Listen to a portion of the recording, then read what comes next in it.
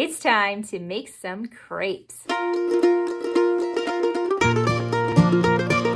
Hey everyone, it's Holly. If you are new to my channel, welcome. I do a lot of cooking, travel, homeschooling, and motherhood videos. These are all things that I enjoy, so if you enjoy any of these things, I hope that you would hit that subscribe button and stay tuned. It is strawberry season. It is that time of year when you see more strawberries at the grocery store. They are nice and big and red, and most of the time they're on sale. So as soon as those strawberry prices start going down, I usually know that it is truly strawberry season. Since it is the beginning of strawberry season, I thought it would be fun to do a Saturday morning where we made some crepes. Now, if you watched my Universal Yum video when we opened up our France box, you will know that we own a crepe maker.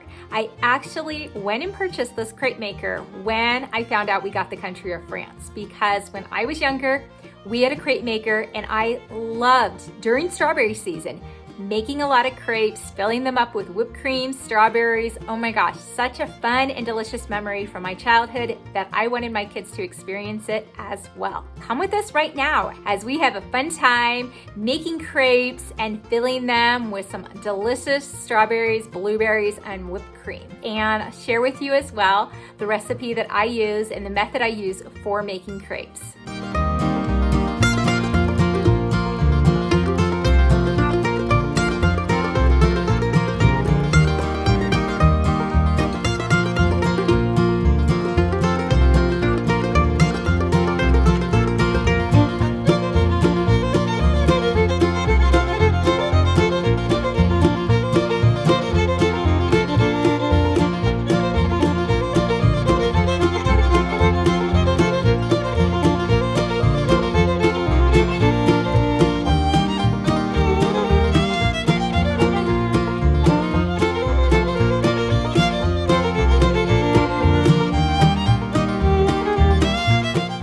To make the crepes, it is a very simple recipe. First, 1 1/4 cup of milk, 3 large eggs, 3 tablespoons of melted butter.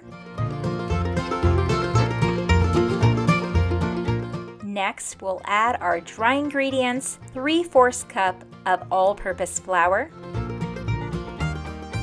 a 1/2 teaspoon of salt, and 3 tablespoons of sugar. Only add sugar if you are making dessert crepes. If you are planning on putting more savory things inside of your crepes, then you won't want to add the sugar. Once everything is blended together well, go ahead and pour your batter into a shallow pan. Now, my crepe maker came with this shallow pan that works out perfectly, but if you do not have one, you can just use a pie pan. That works just as well. This is my crepe maker. It plugs into the wall. Once the crepe maker is fully heated, we'll go ahead and dip it into the batter. And as far as how long to keep it in the batter, I usually count to 10, and that is the right amount of time. Flip it over and you'll see it sticks right to it. Now, my first crepe, I'll just let you know, every time I make them, the first one never turns out pretty. So if you are making crepes for the first time and you don't like the way it looks, give it some time. They get better as you go. Usually the first couple I end up throwing away as it is, especially if it's a brand new pan. But you can see that once it's all cooked underneath, flip it over and you will see that you have a nice little thin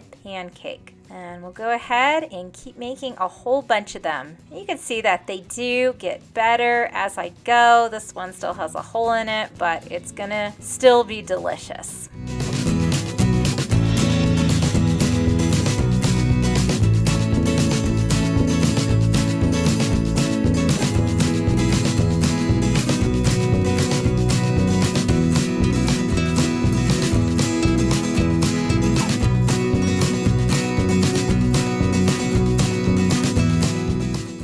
Once our crepes are all made, it is time to fill them up with all kinds of good stuff. We have our fruit ready as well as our whipped cream. This is how we like to fill up our crepes.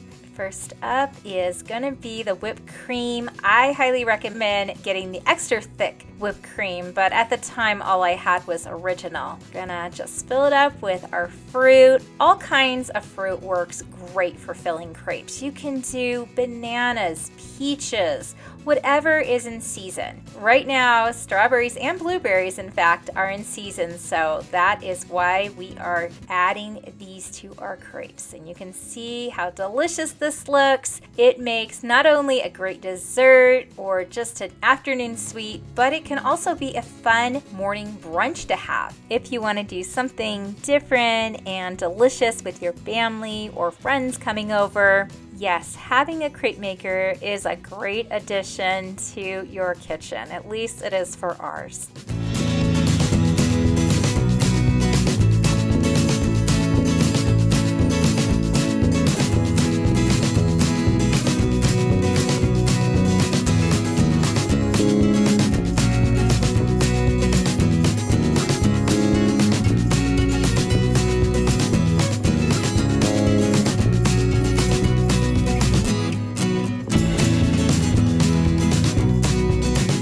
I hope that you enjoyed this video. If you did, please hit the like button.